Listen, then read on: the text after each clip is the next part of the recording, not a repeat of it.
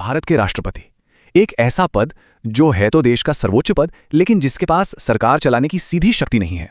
तो चलिए आज भारत के राष्ट्रपति की इस बड़ी ही अनोखी और दिलचस्प भूमिका को थोड़ा करीब से समझते हैं।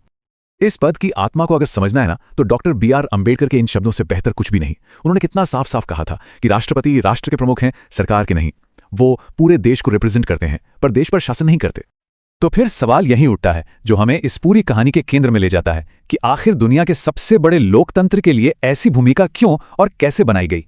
चलिए सबसे पहले संविधान की उस मूल भावना को पकड़ते हैं। हमारे संविधान निर्माताओं का विजन एकदम क्लियर था कि राष्ट्रपति एक प्रतीक होंगे, एक सिंबल होंगे, शासक नहीं।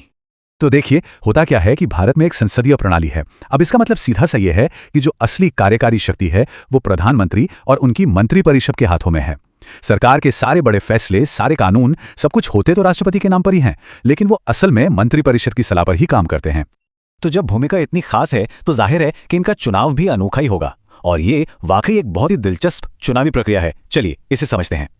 राष्ट्रपति को सीधे आम जनता नहीं चुनती, उन्हें चुनता है एक इलेक्टोरल कॉलेज। अब ये क्या है? अरे आसान भाषा में कहें तो ये चुने हुए जनप्रतिनिधियों का एक समूह है जिसका एक ही काम है, राष्ट्रपति का चुनाव करना।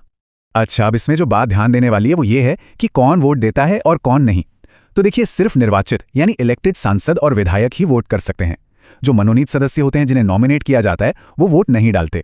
ऐसा इसलिए ताकि चुनाव पूरी तरह से जनता के चुने हुए प्रतिनिधियों के जरिए ही हो। पर सवाल तो उठता है कि भाई इतना घुमावदार रास्ता क्यों? देश के पहले नागरिक को सीधे जनता से ही क्यों नहीं चुनवा लेते? इसके पीछे डॉक्टर अंबेडकर की सोच बहुत साफ थी। पहली बात तो ये कि इतने बड़े देश में सीधे चुनाव कराना बहुत खर्चीला और मुश्किल काम था, और दूसरी जो ज्यादा जरूरी है कि जब राष्ट्रपति के पास सीधे कार्यकारी शक्तियां हैं ही नहीं, तो उन्हें सीधे जनता से जनादेश दिलाने का कोई मतलब नहीं बनता। इससे तो शक्तियों का टकराव हो सकता था। अब यहां एक और कमाल की चीज है। चुनाव को पूरी तरह से फेयर बनाने के लिए हर वोट की ताकत बराबर नहीं होती। हर विधायक के वोट का एक मूल्य या वेट होता है जो उस राज्य की जनसंख्या के आधार पर तय होता है। इसको ना एक उदाहरण से समझते हैं। देखिए उत्तर प्रदेश भारत का सबसे आबादी वाला राज्य, यहाँ के एक विधायक के वोट का मूल्य है 208। और अब इसकी तुलना कीजिए सिक्किम से, जो देश के सबसे कम आबादी वाले राज्यों में से एक है। यहाँ एक विधायक के वोट का मूल्य है सिर्फ 7। यह सिस्टम पक्का करता है कि हर राज्य को उसकी आबादी के हिसाब से सही प्रतिनिधित्व मिले। तो चुनाव की प्रक्रिया तो समझ आ गई, पर चुने जाने के बाद राष्ट्रपति करते क्या है? आइए अब जरा उनकी शक्तियों पर नजर डालते हैं जो किसी संरक्षक के औजारों की तरह हैं। भले ही राष्ट्रपति नाम मात्र के प्रमुख हों, लेकिन उनकी शक्तियां बहुत व्यापक हैं। प्रधानमंत्री से लेकर सुप्रीम कोर्ट के जजों तक की नियुक्ति, संसद का सत्र बुलाना, किसी कानून पर अपनी अंतिम मोहर लगाना और देश में आपातकाल की घोषणा करना, ये सब राष्ट्रपति की शक्तियों में ही शामिल हैं। लेकिन इन सब में एक शक्ति सबसे दिलचस्प है, जिसे कहते हैं पॉकेट वीटो। ये एक तरह की छिपी हुई शक्ति है जहां राष्ट्रपति किसी बिल को ना तो मंजूर करते हैं ना ही खारिज करते हैं, बस उसे अपनी जेब में रख लेते हैं। अब सवाल यह है कि यह काम कैसे करता है? दरअसल हमारा संविधान राष्ट्रपति को किसी बिल पर सहमति देने के लिए कोई समय सीमा नहीं देता। इसी लूपहोल की वजह से वो किसी बिल को अनिश्चित काल के लिए रोक सकते हैं। और ऐसा असल में हो भी चुका है। 1986 में राष्ट्रपति ज्ञानी जैल सिंह ने तत्कालीन सरकार के एक विवादास्पद डाकघर संशोधन विधेयक पर इसी पॉकेट वीटो का इस्तेमाल किया था, और वो बिल कभी कानून बन ही नहीं पाया।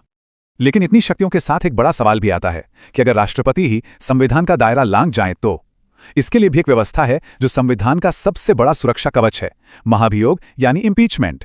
भारत में महाभियोग की प्रक्रिया अगर आप देखें तो अमेरिका से भी ज्यादा सख्त है।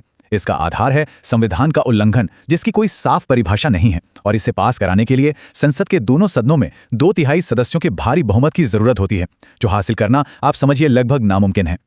और इस सख्ती का नतीजा, आज तक भारत के इतिहास में एक भी राष्ट्रपति पर महाभियोग की प्रक्रिया पूरी नहीं हो पाई है, एक भी नहीं। तो ये सब हमें उसी एक पुराने सवाल पर वापस ले आता है, क्या राष्ट्रपति का पद सिर्फ एक रबर स्टैंप है या असल में वो संविधान के संरक्षक हैं? इस सवाल का जवाब हमें संविधान के 2 संशोधनों की इस खींचतान में मिलता है। देखिए 42वें संशोधन ने राष्ट्रपति को सरकार की सलाह मानने के लिए बाध्य कर दिया था, लेकिन सिर्फ 2 साल बाद 44वें संशोधन ने उन्हें यह शक्ति दी कि वो किसी भी सलाह को एक बार पुनर्विचार के लिए वापस भेज सकते हैं। शायद इस पद की सबसे सटीक व्याख्या पूर्व राष्ट्रपति आर वेंकटरमन ने की थी। उन्होंने कहा था कि राष्ट्रपति का दफ्तर एक इमरजेंसी लाइट की तरह है। जब सब कुछ ठीक चलता है तो इसकी जरूरत महसूस नहीं होती, लेकिन जैसे ही कोई संकट आता है ये अपने आप चल उठती है। तो राष्ट्रपति का पद ना तो सिर्फ एक प्रतीक है और ना ही एक शासक का। ये इन दोनों के बीच का एक बहुत ही नाजुक संतुलन है, जो राष्ट्र की एकता का प्रतीक है, संविधान का संरक्षक है और देश के मुश्किल समय में एक मार्गदर्शक प्रकाश भी।